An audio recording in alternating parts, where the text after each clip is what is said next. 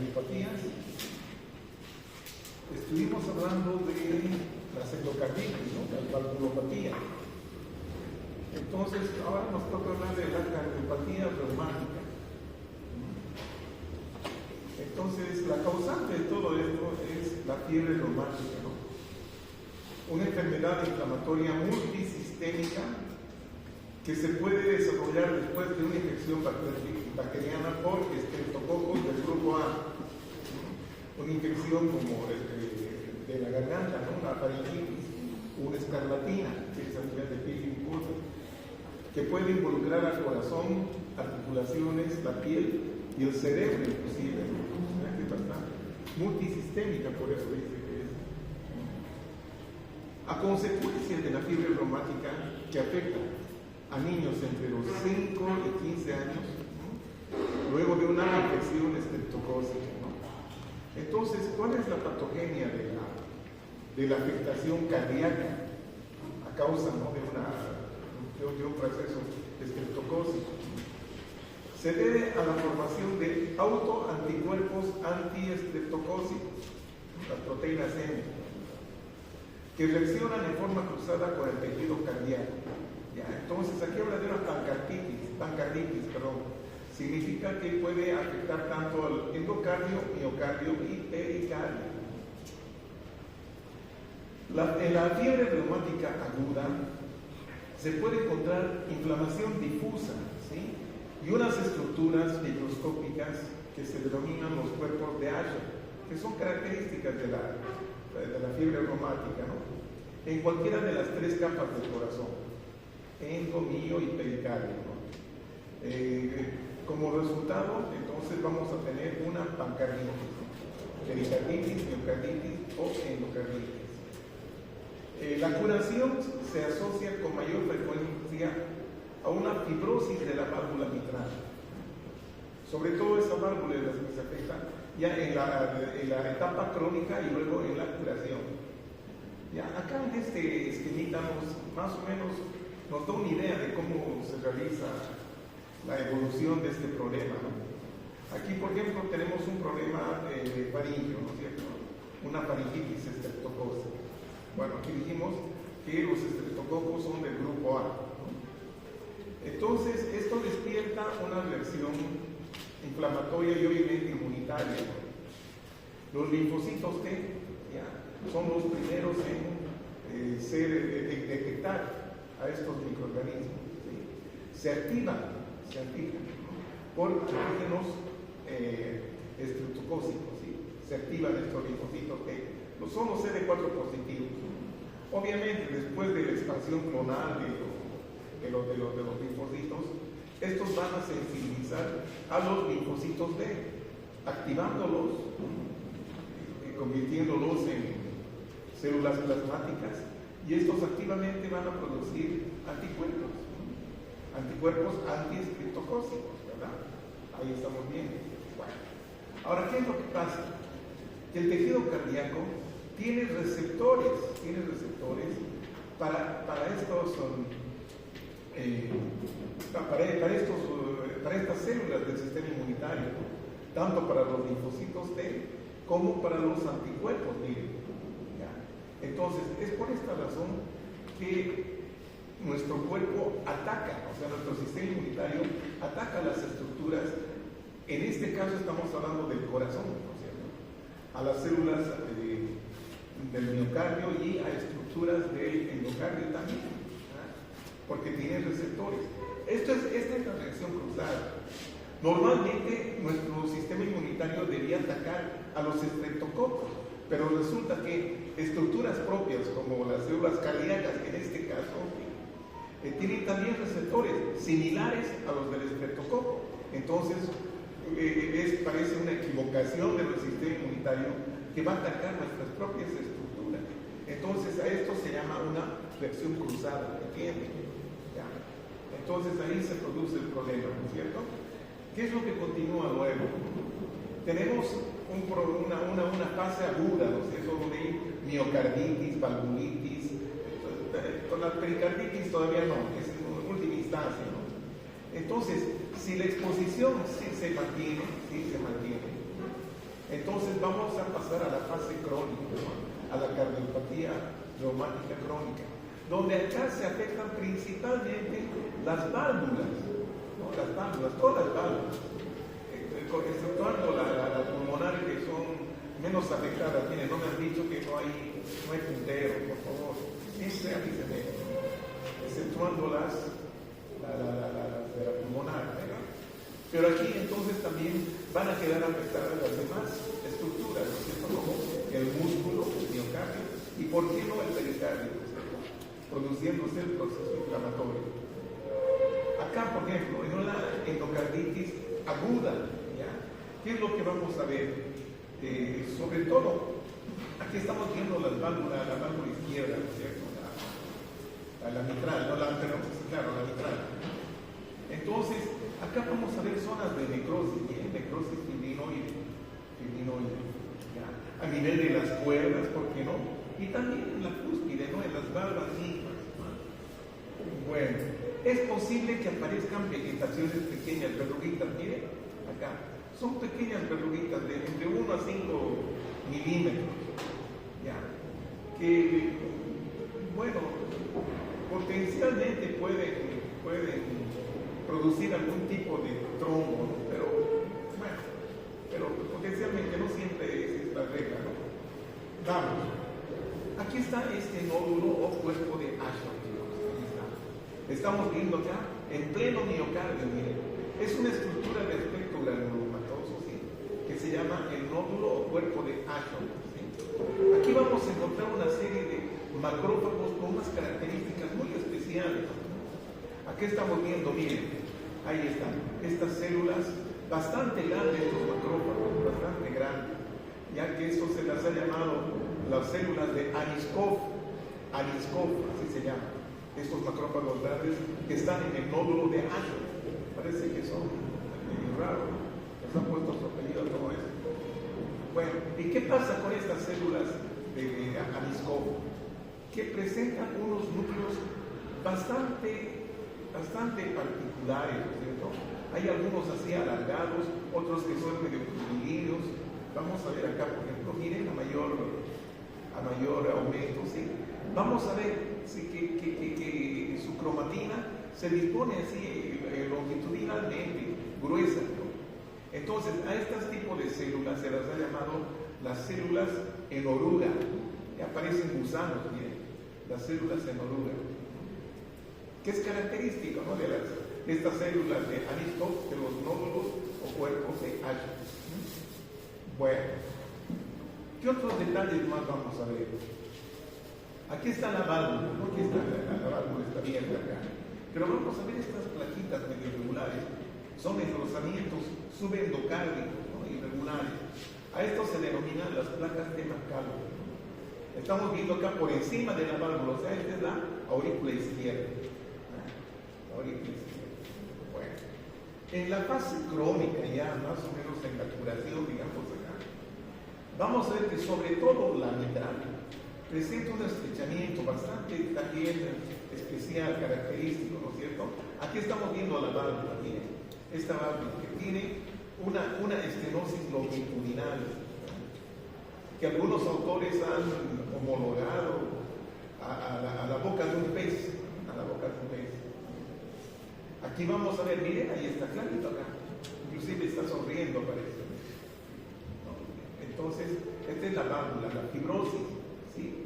Esa es una estenosis, obviamente, ¿no? Pero la forma, ¿no? Es la boca de un pez. Bien.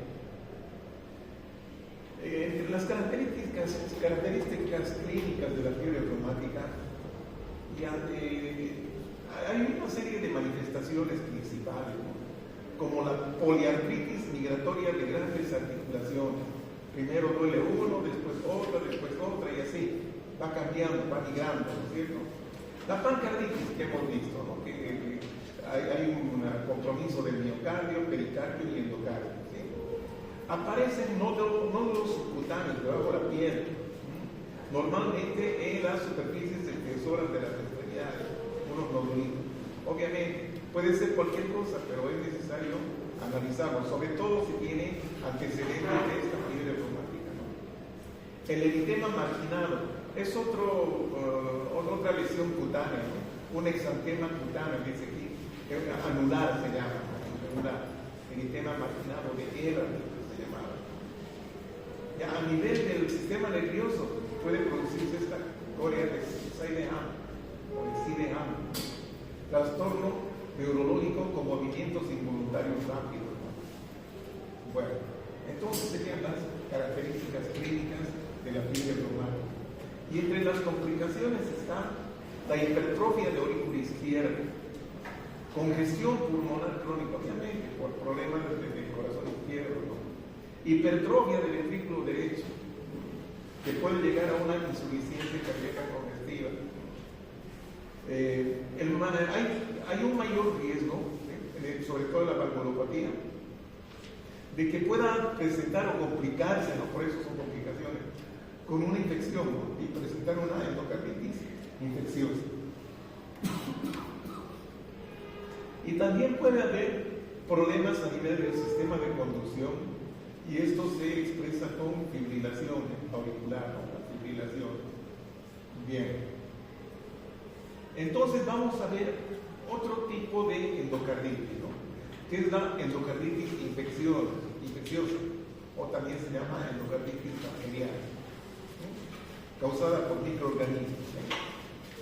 Entonces tenemos una fase aguda de este tipo de endocarditis bacteriana o infecciosa, ¿no? Y estas están causadas por microorganismos muy virulentos, como es el Staphylococcus aureus.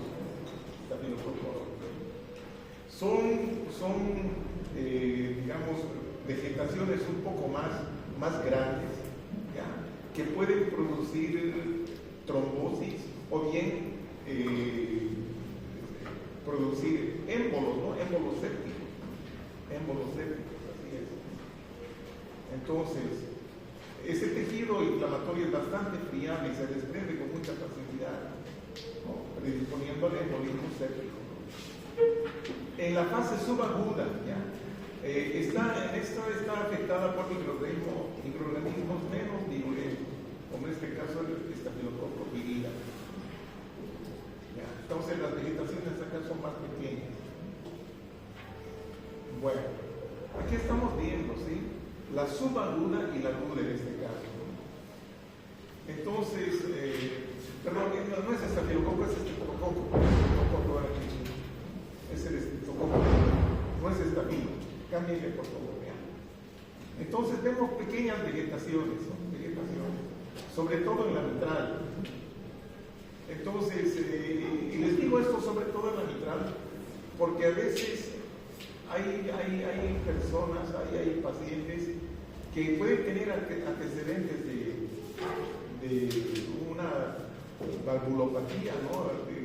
Con degeneración mixoide, ¿no? Del estroma de la válvula. Entonces, estos son más propensos a infectarse, a complicarse con este tipo de endocarditis, ¿sí? Aquí tenemos la endocarditis aguda. Esta sí está por el Staphylococcus aureus, ¿ya? Entonces, este problema, digamos, es más frecuente en aquellos pacientes que tienen la válvula bicúspide con dos válvulas más. Normalmente son tres, ¿no es cierto? Pero aquí son solamente dos, congénitamente, digamos, alteradas, ¿no? Está mal. Bueno, y aquí podemos inclusive, aquí está el anillo, podemos ver abscesos, ¿no? Abscesos, acumulaciones de piocitos. Bien, ahí tenemos, miren, el tejido infectado, ¿no? Aquí vemos este material, donde vemos estas zonas muy oscuras azules, que son colonias bacterianas. Entonces, vean ustedes, fragmentos de este material pueden desprenderse fácilmente, ¿sí? Y producir émbolos sépticos, ¿no es cierto? Se desprenden y producen émbolos sépticos. Luego tenemos la endocarditis trombótica no bacteriana, que la abrevian así, ¿no? Endocarditis trombótica no bacteriana. Se conoce también como endocarditis terminal o endocarditis marántica. se llamaba así antiguamente porque era muy frecuente en aquellos pacientes con un cáncer muy avanzado o en aquellos pacientes muy desnutridos, no consumidos. Entonces presentaban este tipo de endocarditis. Trombótica sí, pero no es infecciosa, ¿verdad? No es infecciosa. Eso es importante. ¿Sí? Entonces, suele encontrarse en pacientes debilitados, como los que tienen cáncer o sepsis, dice acá. También es importante los estados de hipercoagulabilidad. ¿Sí? Sí, pacientes con estados de hipercoagulabilidad o hipercoagulación, dice acá. ¿No? Entonces, ¿en qué casos existen estados de hipercoagulabilidad? En pacientes con antecedentes de coagulación intravascular diseminada, mujeres con hiperestrogenismo, y algunos pacientes que tengan algún problema de cáncer, ¿no? De cáncer, así es. Sobre todo aquellos adenocarcinomas mucinosos, mujeres con adenocarcinoma mucinoso en ovario, por ejemplo, ¿no? Bueno, entonces, los estados de hipercoagulación, dice acá, son el precursor habitual de este tipo de endocarditis, ¿no? Trombótica no bacteriana. Macroscópicamente se la califica como una endocarditis verrugosa simple, o sea que no son muy grandes sus verrugas, ¿no? Bueno, o sus vegetaciones también, ¿sí? Entonces, estas vegetaciones son unas deformaciones trombóticas rojizas de tamaño variable, laxamente adheridas a la superficie que mira la corriente. Por lo común, estas se establecen en la válvula aórtica o en la mitral, ¿sí? Ahí en la del corazón izquierdo. Ahí estamos viendo, ¿sí? Las vegetaciones, que no sean nada más que trombos, ¿no?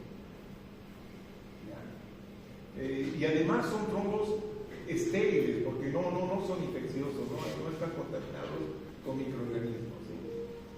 Aquí vemos el trombo, ¿sí? Ahí está, pegadito a la superficie de la válvula, ¿no? La superficie está el endocardio, el endotelio de la válvula. Ahí está. Laxamente, o sea, suavemente adheridos. Fácilmente se desprende, ¿no? Entonces ya se imaginan que puede producir tal vez una embolia, ¿sí? de este tipo de trombo. Bueno, otra endocarditis es la complicación del lupus eritematoso sistémico. Esa es la endocarditis lúpica, dice acá, o también conocida como endocarditis de Lippmann-Sachs. Es una endocarditis verrucosa atípica. Las verrugas son irregulares en tamaño y distribución. Se producen no solo en el borde de cierre, sino también junto al anillo, ¿no? O en ambas caras de las válvulas, ¿sí? Con mayor frecuencia se comprometen la mitral y la tricúspide, ¿sí? O sea, las auriculoventriculares, con mayor frecuencia. Entonces, acá tenemos el ejemplo, ¿no? Ahí están las velocidades. Pero obviamente, si vemos solamente esta imagen, puede deberse a muchas patologías, ¿no? Pero es necesario tener en cuenta los antecedentes. Siempre es bueno leer los antecedentes. Endocarditis de Lippmann-Sachs o lúpica, el lupus. Vamos ahora al miocardio, ¿no? Enfermedades del miocardiopatía. Son enfermedades intrínsecas del miocardio, de causa específica o idiopática. Idiopática significa que no se conoce, ¿no? No se conoce específicamente a qué se debe. Hay dos grupos principales de miocarditis, las primarias y las secundarias. Las primarias afectan predominantemente al corazón, pueden ser genéticas o adquiridas. Bueno, las genéticas generalmente ya son problemas moleculares, ¿no? O las adquiridas, por ejemplo, infecciones virales o por complicación de fármacos, ¿no? Como es la antriciclina, ¿no? que es una es un medicamento, un quimioterápico, ¿no? Pero es cardiotóxico, ¿sí? Cardiotóxico, ¿ya? Entonces pueden afectar al miocardio de alguna manera, ¿no? ¿Ya? Esas son las adquiridas, ¿no? Las secundarias. La afectación miocárdica es un componente de un trastorno sistémico o multiorgánico. Por ejemplo, la hemocromatosis, ¿sí? Hemocromatosis o la amiloidosis, ¿no? Entonces, es una parte de un todo eso, ¿verdad? Patrones funcionales de las miocardiopatías, ¿sí? Entonces, existen la miocardiopatía dilatada, ya que en un 90% es más frecuente. Aquí está incluida la miocardiopatía ritmógena, que vamos a ver de qué se trata. Hay otra que es la miocardiopatía hipertrófica, ¿sí? Y la menos frecuente es la restrictiva, así es. Bueno, ¿qué pasa con la miocardiopatía dilatada? Se caracteriza morfológica y funcionalmente por una dilatación cardíaca progresiva, ¿sí? Se dilatan las 4 cavidades, ¿ya? Esto produce una disfunción sistólica, la dilatada, ¿sí? Sistólica, ¿ya? La causa puede ser adquirida, por ejemplo, una postmiocarditis viral, después de una infección viral, o bien por tóxicos. Aquí está el alcohol en primer lugar. ¿Ya? Luego también suele aparecer durante la gestación o alrededor del parto, ¿no? Tiempo alrededor del parto, antes o después. Habitualmente se acompaña de hipertrofia, ¿no? Del músculo, ¿sí? También se han considerado influencias genéticas, ¿no? Probablemente es familiar en un 50%, ¿sí? Debido a defectos genéticos en las proteínas citoesqueléticas. ¿Ya? Eso es importante. Entonces vamos a ir viendo un poquito, ¿sí? Entre las causas virales existen, se ha descrito que es más frecuente en aquellas personas que han sido afectadas por el virus Coxsackie-B, el virus Coxsackie-B, ¿no? También en la hemocromatosis, dice, ¿no es cierto? Hemos visto acá, por ejemplo, no te decía eso. No sé dónde decía, pero decía. Bueno, decíamos en la hemocromatosis, ¿no es cierto? Que es una enfermedad genética donde hay aumento del fierro circular. Bueno, la hemocromatosis, ¿no? Pero este tipo de hemocromatosis generalmente es hereditaria, ¿sí? Bueno, entonces vamos a ver algo más de eso, ¿no? Ahí está la miocardiopatía dilatada en este dibujo. Hay aumento del tamaño del corazón, sí, ¿ya? Vemos que las 4 cavidades, sobre todo se ven 3 claramente, ¿no? Las del corazón derecho y el ventrículo izquierdo. Suele haber hipertrofia del tabique, ¿no? Interventricular, eso es cierto. Bueno, aquí tenemos un corazón, ¿no? Bastante agrandado. Parece un pollo, pero no, es un corazón bastante agrandado. Aquí también estamos viendo lo mismo, ¿sí? Acá vemos la corazón derecho, el ventrículo, la aurícula. Aquí la aurícula izquierda abierta, ¿sí? Y acá tenemos el ventrículo bastante dilatado. Entonces, ¿qué es lo que vamos a ver? Hay una relativa hipertrofia de los miocitos, ¿no? Pero sí llama la atención con esta tinción tricrónica, ¿no? ¿Sí?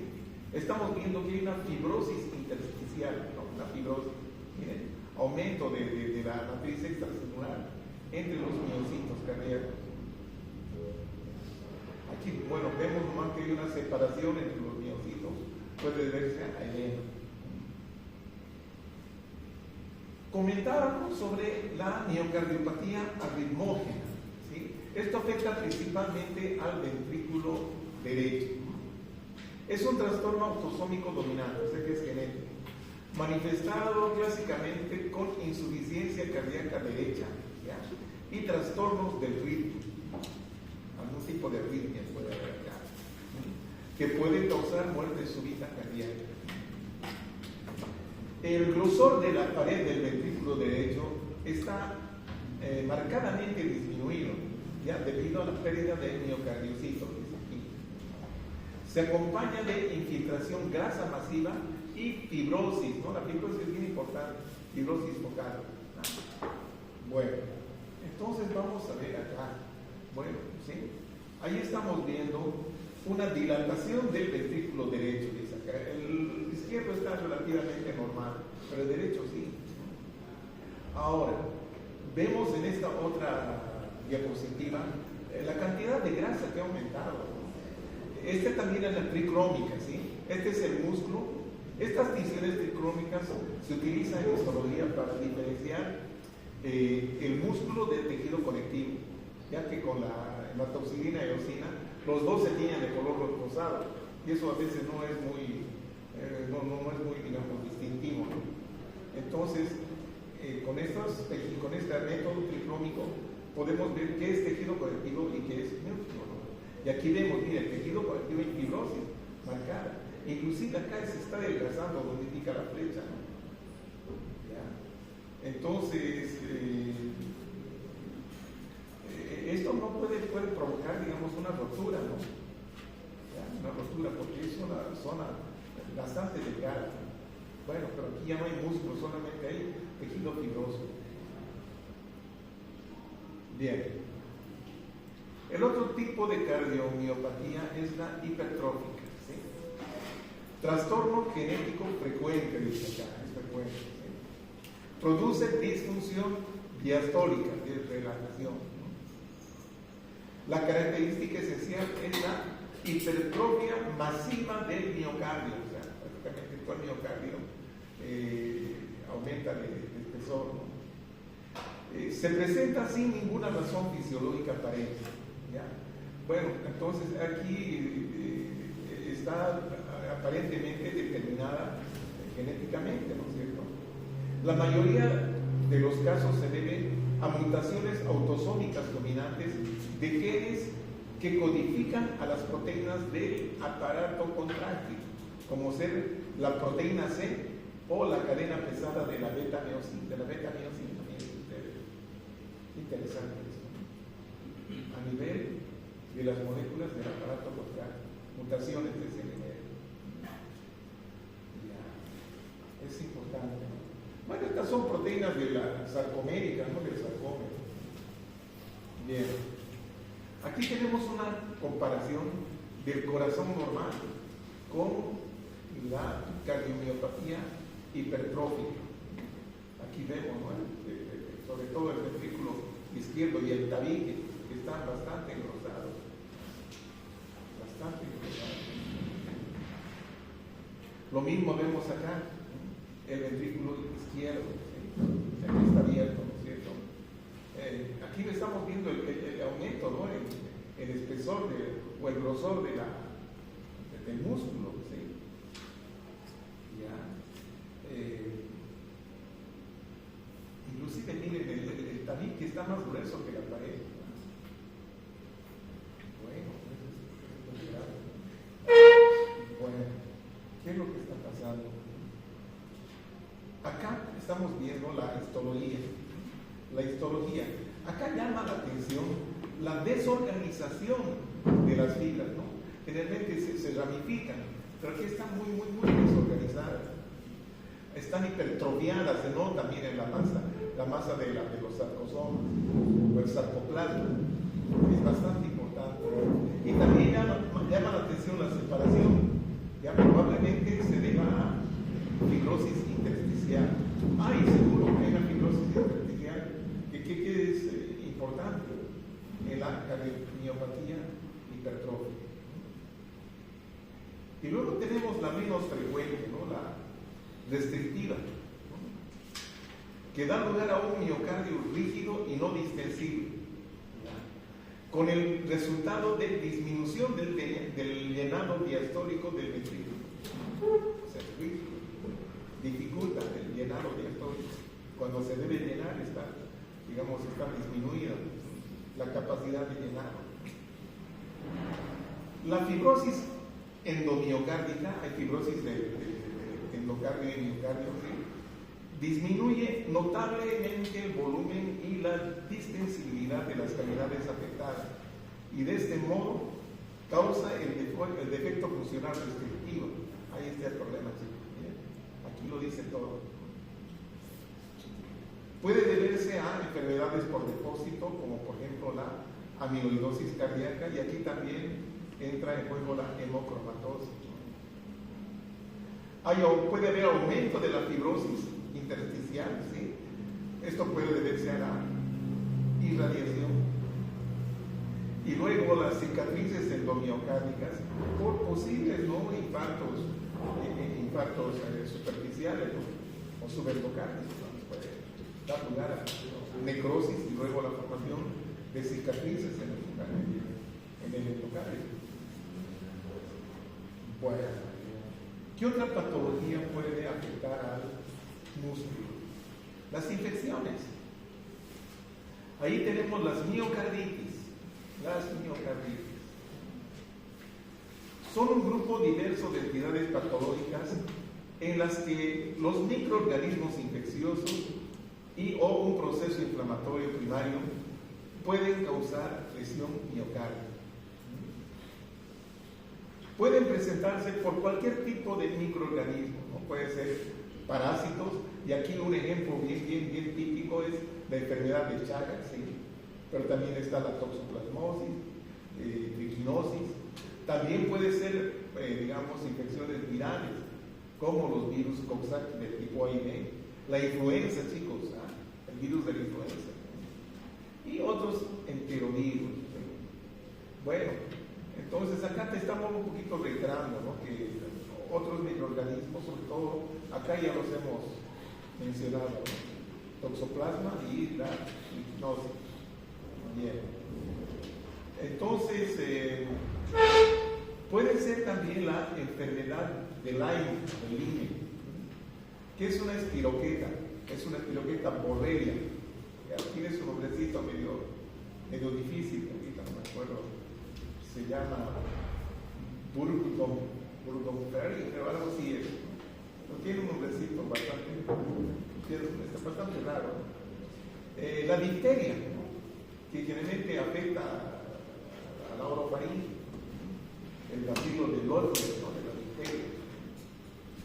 Bueno, igualmente puede ser una causa de miocarditis la radiación o exposición a químicos o medicamentos, ¿no? Cardiotóxicos, o enfermedades del tejido conectivo, ¿sí? Esas enfermedades genéticas. Bueno, entonces, generalmente, esta enfermedad de Lyme, ¿sí? es un trastorno autolimitado, dicen, que puede afectar el sistema de conducción esta enfermedad de Lyme. Y a veces dice que puede necesitar un marcapaso temporal por la afectación de las vías del sistema de conducción cardíaca. Entonces acá tenemos las causas principales de miocarditis: infecciones, reacciones inmunitarias y desconocidas. Bueno, ahí tenemos. Ahí está con su referencia, inclusive. Es la tabla 12-13, ¿no? Entonces, ahí ya tienen ustedes en su libro, no van a tener problemas de encontrar, ¿no? Bien. ¿Qué más podemos decir de las miocarditis? Entonces, la capa media del músculo cardíaco, el miocardio es el que se inflama, se debilita e irrita, ¿sí? Causando el inicio rápido de una insuficiencia cardíaca u otros síntomas de acá. Morfológicamente se han descrito de tres variedades, ¿no? La miocarditis linfocítica, la más frecuente. Hay otra por hipersensibilidad, ya hemos visto las causas, ¿no? Las causas aquí están. ¿Ya? Reacciones inmunitarias, generalmente. O parásitos también. ¿Ya? Y tenemos las miocarditis de células gigantes, que no se sabe de dónde salen. Idiopática. Bueno, ahí tenemos un corazón afectado, ¿no? Por un proceso inflamatorio. Miren el color, ¿no? de el miocardio, ¿no? Es más rojo, violáceo, más edematoso se ve. Y aquí tenemos el aspecto histológico de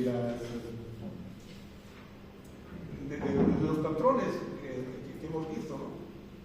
Por ejemplo, esta es la linfocítica. La linfocítica. Esta está más afectada, este cuadro se presenta más en aquellas infecciones por virus, la linfocítica. Esta otra es la eosinofílica, miren los eosinófilos, ahí está. Esta está presente en parasitosis generalmente, en parasitosis, de cualquier tipo, ¿no? Esta es la de células gigantes, miren, de células gigantes, que no se conoce su causa, ¿no? La causa que desencadena. Y esta otra es la también por estos parásitos, ¿no? Es el Chagas, ¿no? La miocarditis chagásica, que son parásitos intracelulares obligatorios.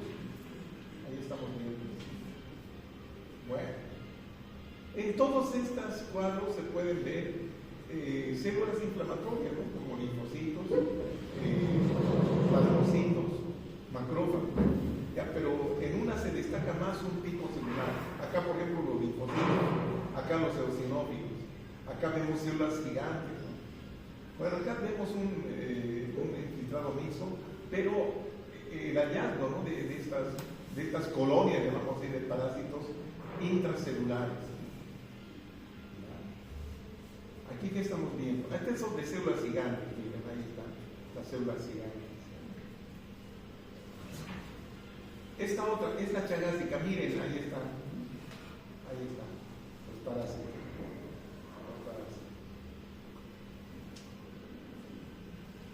Entonces parasitan a las fibras. Obviamente están entremezclados con macrófagos, eosinófilos pueden estar ocasionalmente, ¿sí? Linfocitos también. El infiltrado inflamatorio que acompaña es mixto. Pero bueno, vamos a pasar a enfermedades del pericardio.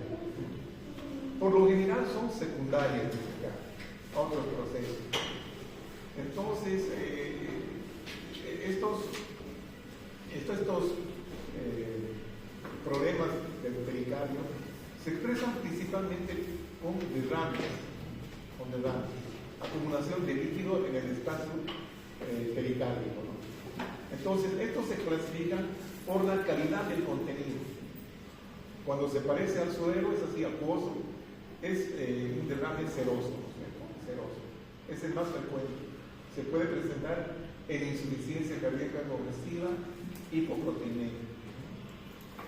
Entonces acá otro es el cero hemorrágico, es el que tiene aspecto de carne lavada. Bueno, esto puede presentarse en traumatismos no penetrales. Y tenemos el otro, ¿no? Que es el quiloso, que es la linfa que se ha acumulado, ¿no? Es así, blanquecina. Esto puede ocurrir por obstrucción hepática. Luego tenemos el hemopericardio. No hay inflamación, pero puede deberse a perforación traumática, rotura miocárdica postinfarto, ruptura aórtica o metástasis tumoral. Aquí el contenido ya es sangre misma, ¿cierto? Sangre. Bien, vamos a intentar leer algunos ejemplos, ¿no es cierto? Ahí está, abierto el pericardio, sí, aquí tenemos este líquido lechoso, ¿no? Que es la linfa, ¿no? Sangre quilosa. Aquí ya estamos viendo un hemopericardio. ¿Ya? Lo mismo acá, hemopericardio. Bueno, son los ejemplos más comunes. Las pericarditis. La primaria es infrecuente, dice acá. Los virus habitualmente son los responsables de las pericarditis infecciosas. La mayoría de los casos son secundarios, ¿no? Provocados por reacciones agudas, por ejemplo, un infarto miocardio agudo, cirugía cardíaca irradiación, neumonía, pleuritis, fiebre reumática, lupus eritematoso sistémico, metástasis neoplásicas. Entonces, este es el caso, ¿no?, de reacciones agudas. En la tuberculosis y en las micosis o infecciones producidas por hongos, producen una reacción directamente crónica, ¿no? Acá sí son agudas, reacciones agudas. Bueno, y aquí tenemos otro cuadrito, ¿no?, las causas de las pericarditis, ¿no?, organismos infecciosos, presuntamente mediadas por inmunidad, y la miscelánea, ¿no?, la mezcla de todo, en la tabla 12-14. Bien. Entonces aquí estamos viendo un derrame, ¿sí?, donde hay una pericarditis con más, acá una acumulación de un líquido, ¿no?, pericardio. Bueno, vayamos viendo. La pericarditis aguda. Tenemos la pericarditis serosa. Es producida característicamente por enfermedades inflamatorias no infecciosas, como la fiebre reumática, lupus eritematoso, esclerodermia, además de tumores y la uremia también, ¿sí?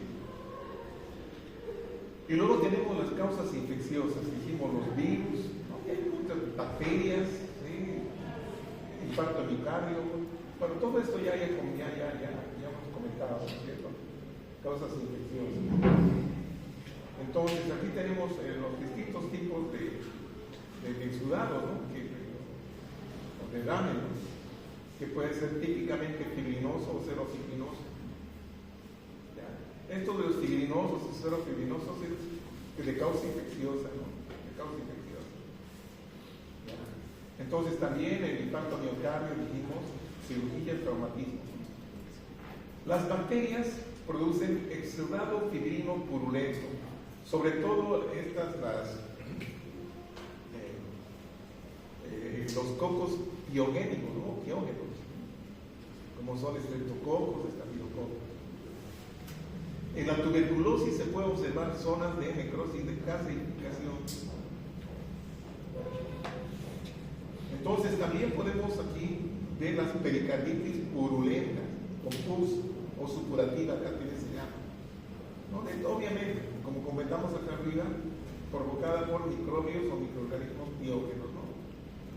En las neoplasias, las pericarditis afectadas por neoplasias son exuberantes, ¿no?, y el exudado es fibrino hemorrágico o fibrino hemático, si ustedes quieren. Las pericarditis fibrinosa y la serofibrinosa son los tipos más frecuentes de pericarditis infecciosa. Eso es cierto. Fibrinosa y serofibrinosa son las más frecuentes. Ahí tenemos, por ejemplo, la pericarditis serosa, acumulación de material seroso.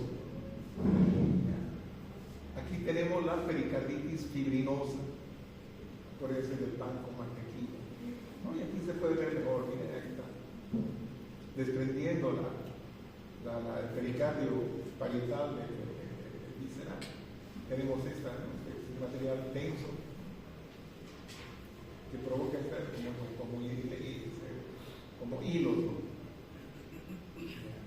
Ahí tenemos un segmento del pericardio muy inflamado, así es, infiltrados inflamatorios, y aquí tenemos el exudado, miren, fibrina, exudado fibrinoso. Acá vemos la pericarditis purulenta, aquí está abierta. Este es el pus un poco hemorrágico, aquí también se ve densamente purulenta, infecciosa. Bueno, aquí obviamente está produciéndose una infección activa, ¿sí? Entonces es importante esto, es importante. Bueno, ¿qué tenemos acá? La pericarditis purulenta. Estos son material fibrinoso, que está mezclado con las células, ¿no?, sobre todo neutrófilos, miren. Hay necrosis, obviamente, ¿no?, necrosis licoactiva. Y aquí este exudado fibrinoso, que es muy importante, ¿no? Y bueno, hay restos celulares, detritus, células muertas, ¿no? Que llaman los piocitos, ¿no? La pericarditis purulenta, así es. La pericarditis crónica o cicatrizada, ¿no? Acá ocurre por la organización del exudado en la inflamación pericárdica. Perdón, en la inflamación pericárdica. Organización, ¿qué significa organización? Alguna vez hemos comentado eso. ¿Qué significa? ¿Qué entienden por organización del exudado? Ya, depósito, ¿no? De matriz. Que puedo producir engrosamientos fibrosos similares a placas de las membranas serosas, como placas, o formar finas adherencias. La fibrosis en forma de adherencia con hebras similares a una malla pueden obliterar en gran medida el espacio virtual del saco pericárdico. Aquí entonces se produce una pericarditis adhesiva. Se conocen dos formas, dice el científico. La mediastino-pericarditis adhesiva, que puede seguir a una pericarditis infecciosa, cirugía cardíaca previa o radiación del mediastino. Y la otra es la pericarditis constrictiva. El corazón está encerrado en una cicatriz densa, ¿no? Que es el pericardio parietal, fibrosa o también fibrocalcificada, que limita la expansión diastólica y el gasto cardíaco. Esto obviamente va a llegar a una insuficiencia cardíaca. Fíjense acá, miren este pericardio, sumamente engrosado. Entonces, obviamente, esto limita, ¿no? la función, los movimientos cardíacos. Aquí estamos viendo bien estas placas. Aquí, bueno, obviamente, seguramente después de la autopsia han roto para poder observar un poco más, con más detalle en el interior. No, pero estas son verdaderas placas, duras, fibróticas. Inclusive puede estar calcificada, ¿no? Como una coraza. Aquí tenemos el pericardio parietal, totalmente, digamos, endurecido, ¿ya? Y como les decía, puede ocurrir la calcificación. Entonces, este es el contexto de la pericarditis constrictiva. Bien. Continuamos. Los tumores cardíacos. Existen los tumores cardíacos primarios, que son los mixomas. Son los más frecuentes. Se presentan en adultos y se originan comúnmente en el tabique auricular izquierdo. Son masas polipoideas de tamaño variable, de aspecto brillante y gelatinoso. Mixomas, ¿no? Tejido mixoide se refiere. Por lo general suele medir entre 5 y 6 centímetros de diámetro con un pedículo corto. Ya son tumores. Son como pólipos, decíamos, masas polipoideas. O sea, tienen un pedículo de implantación. Otro tumor es el fibroelastoma papilar, que afecta a las válvulas cardíacas, pero esto es muy infrecuente. Seguro. Otros tumores primarios, los lipomas, formados por tejido adiposo. También tenemos el rhabdomioma y fibroma, que se presenta en lactantes y niños, generalmente de localización ventricular. El rhabdomioma es un tumor de músculo, ¿no? De músculo cardíaco, de músculo estriado. Y el fibroma es de tejido conectivo. ¿Ya? Estos rhabdomiomas pueden asociarse a una esclerosis tuberosa, ya que es una enfermedad hereditaria. Como la contraparte maligna serían los sarcomas, ¿no? Tumor maligno de tejidos que derivan del mesénquima, ¿no? Entonces, sarcoma es un tumor maligno primitivo más frecuente, dice acá. Y segundo en frecuencia de todos los tumores primitivos, que sean benignos o malignos. El segundo después detrás del mixoma, dice acá. afectan principalmente el sarcoma, afecta principalmente al corazón derecho. Bueno, ahí está. El mixoma, miren esta masa polipoide, bastante grande aparentemente, ¿no? Ahí está, con áreas de hemorragia, ¿sí? Pero superficie brillante, ¿sí? Consistencia remitente, ¿no? No es dura, no es dura. Es un tejido suave, un tejido mixoide. Aquí tenemos ya un mixoma resecado.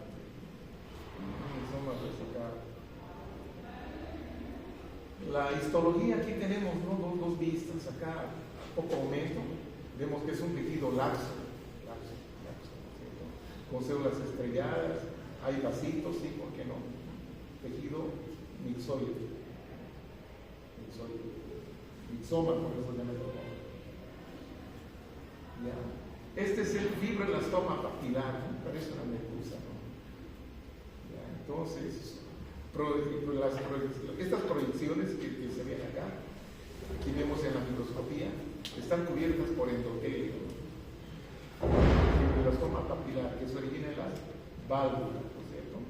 Entonces, el núcleo acá, la parte central, es de un tejido mixoide también laxo, bastante laxo. Ya una matriz rica en matriz amorfa, ¿no? Con mucho polisacárido. Y además sí se ven fibras elásticas, sí hay fibras elásticas. Por eso se llama fibroelastoma. El rhabdomioma, tumor de células musculares estriadas. Aquí vemos, por ejemplo, un corte transversal. Ahí están los núcleos centrales, ¿sí? Ahí está abundante sarcoplasma. Y luego vemos el sarcoma y el pleomorfismo de estas células. Ahí vemos figuras de mitosis bastante atípicas. Y el pleomorfismo, ¿no? De distintos tamaños. Nucleolos visibles, inclusive. Este es el sarcoma cardíaco. Y bueno, jóvenes, con esto terminamos nuestro tema.